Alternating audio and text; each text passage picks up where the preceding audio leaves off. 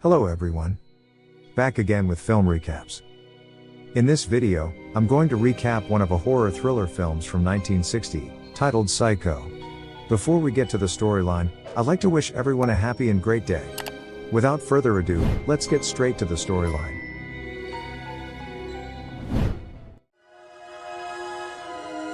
It is year 1960 in the city of Phoenix, Arizona. Our protagonist, Marion, is in a hotel room with her lover, Sam, who is making his regular visit to Phoenix to spend time with Marion.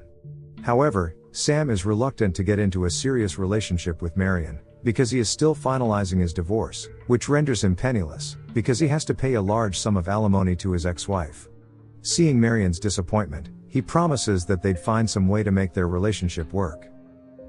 When Marion arrives to work right after, which is at Realtor's office, her boss walks in with an arrogant investor, who recklessly hands the company $40,000 of cash. He wants to purchase a house as a wedding gift for his daughter.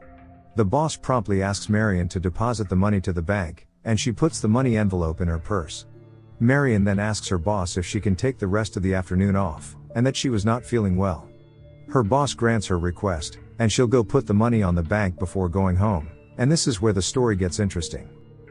Instead of going to the bank, Marion goes home to pack her things, before she ultimately decides to steal the money, and driving away from the city. Well, you heard that right, Marion is running away with the cash, and plans to use it to build a life with her lover Sam. Headed for the town where Sam lives, Marion drives out of the city as fast as she could, and keeps on driving through the night. At some point, she pulls over out of exhaustion, and falls asleep by the side of the road. She is woken up by an officer standing outside her window. Of course, Marion, who is carrying around the $40,000 she stole from her company, is acting palpably nervous. Have I broken any laws? No, ma'am. Then I'm free to go. This seems to raise the officer's suspicion, but the officer lets her go. The officer ends up following her into town.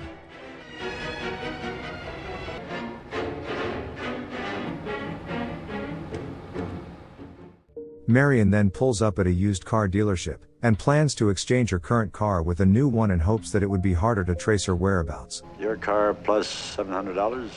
With the officer watching her every move, she only grows more anxious, so she takes the first car offered to her. Not long after, the officer drives into the car dealership as Marion settles her deal with the salesman, and she drives off before the officer gets to question her anything.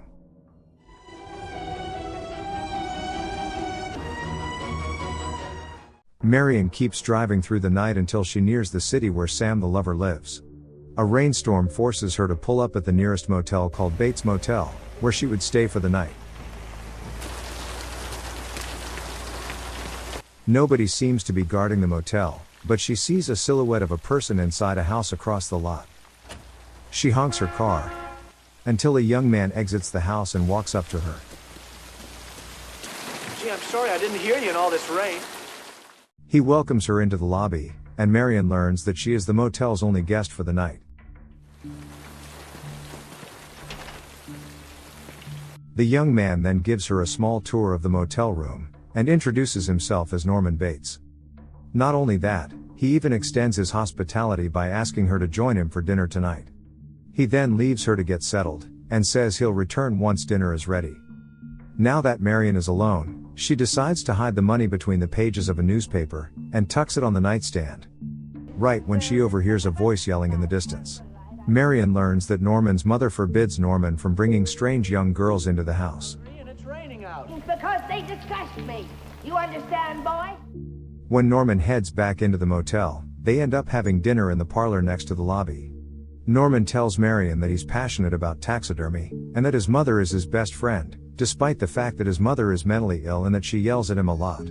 Hearing this, Marion casually suggests that he put her in a mental hospital, but Norman's demeanor suddenly changes. A madhouse? We all go a little mad sometimes. Haven't you? Possibly feeling weirded out, Marion excuses herself and returns to her room. Now that Norman is alone, we are now assured that he is a little creep because apparently, he has installed a peephole in the wall that allows him to see straight into Marion's room.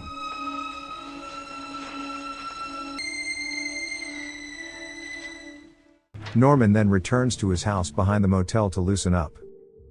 Later on, the clueless Marion decides to take an evening shower, right when this happens.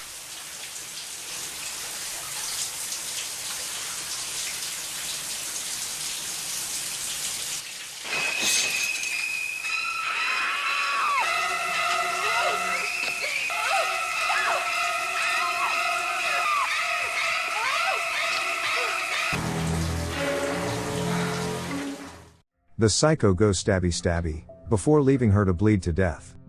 We can hear Norman screaming in shock and fear from the house across the lot. Mother! Oh, God! Mother! Blood! Norman rushes into the motel, and is mortified to find Marion lying dead. However, instead of reporting this to the police, he decides to clean up the crime scene. Not only that, he throws Marion's dead body inside the trunk of her car along with her suitcase. He also throws her folded up newspaper that unbeknownst to him contains a lot of money. Norman then takes the car to a swamp nearby, and sinks it.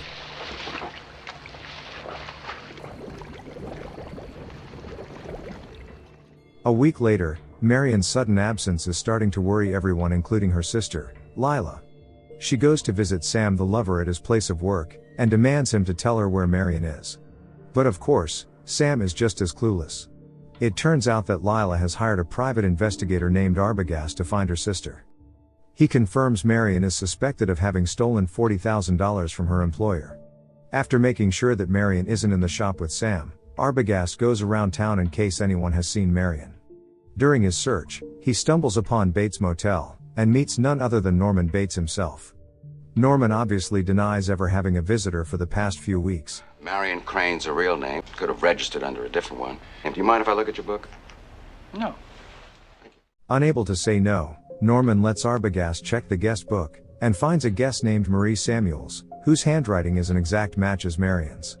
Norman grows nervous and tries reasoning that it's hard to keep track of time, and that he tends to forget people who pass through here. He then makes up a story about Marion staying the night, and then leaving very early in the morning. Which morning was that? The next morning. Seeing Norman's strange demeanor, Arbogast grows suspicious and asks to check all 12 cabins. He then sees a figure standing by the window, and Norman is forced to admit that it is his mother. The detective proceeds to ask Norman if he could speak with the mother, but Norman refuses. Would I need a warrant for that too? Sure. Hearing this, Arbogast relents, and leaves. He then makes a phone call to Lila, to inform his recent meeting with Norman Bates, and the new information he received from the encounter. He informs Lila that he believes Norman had a sick old mother, and the mother saw Marion and talked to her. He then tells Lila that he's going to return to Bates Motel to question the mother, and he'll ring her again in an hour. Arbogast returns to Bates Motel, but doesn't find Norman there, so he crosses the lot and walks up to Norman and his mother's house. He goes straight inside and finds it eerily quiet.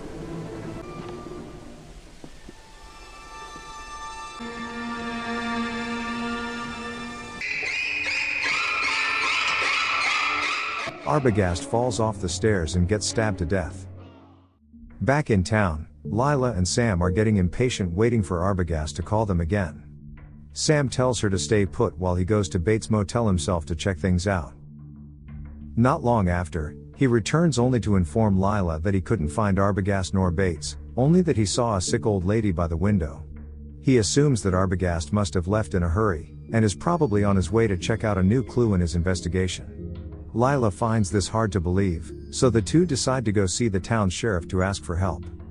However, the sheriff merely dismisses their worries, and decides to call Norman to assure them that everything is alright. After the phone call, the sheriff informs them that according to Norman, Arbogast left right after getting a clue about Marion's whereabouts and never returned. Lila finds this odd, because she remembers Arbogast saying that he wanted to speak with Norman's mother. Hearing this, the tired sheriff finally tells them that Norman Bates' mother is dead, and buried for the past 10 years. Mrs. Bates killed her lover after finding that her lover was married before committing suicide, and Norman found them dead together in bed. Learning that Norman Bates' mother is supposedly dead surprises Sam, because he swears that he saw an old woman by the window of a house behind the motel. Back at Bates Motel, we see Norman enter his house, and it appears that he is arguing with his mother. No, I will not hide in the fruit cellar. Norman decides to hide her mother in the cellar despite her protests. He is afraid that the police are going to come after her for murdering 2 people. Put me down. I can walk on my own. A few days pass, and we see Lila and Sam walk up to the sheriff in hopes he will give them an update. The sheriff informs them that he made a visit to Bates Motel, but finds nothing amiss. He assures Sam once more that Norman lives alone, and that Sam must be hallucinating. After they part ways with the sheriff, Lila and Sam decide to investigate Bates Motel on their own. They come up with a plan to disguise themselves as a married couple, and they will stay at the motel for the night while they secretly go investigate. Norman welcomes them and helps them check in when they arrive, and watches in suspicion as they walk into their assigned room. After making sure Norman isn't around, Lila and Sam enter room number 1, which was the room Marion stayed at according to Arbogast. Inside the bathroom, they find a scratch paper with Marion's handwriting, which contains a subtraction of $40,000. Now eager for more evidence, Sam plans to distract Norman, while Lila sneaks inside the house to find the sick old woman.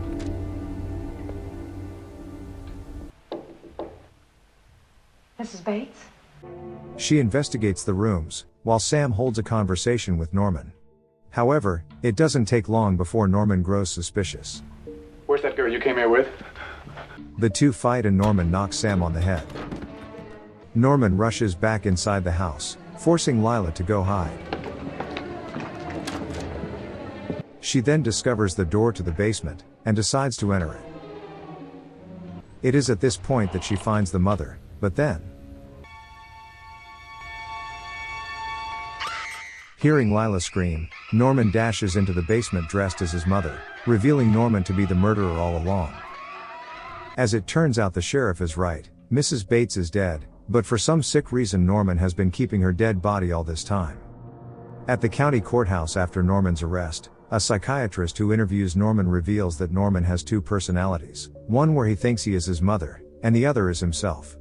Not only the killings of Marion and Arbogast, but that Norman had been excessively dominated by his mother since childhood, and when she took a lover, Norman became insanely jealous that she had replaced him, then murdered his mother and her lover.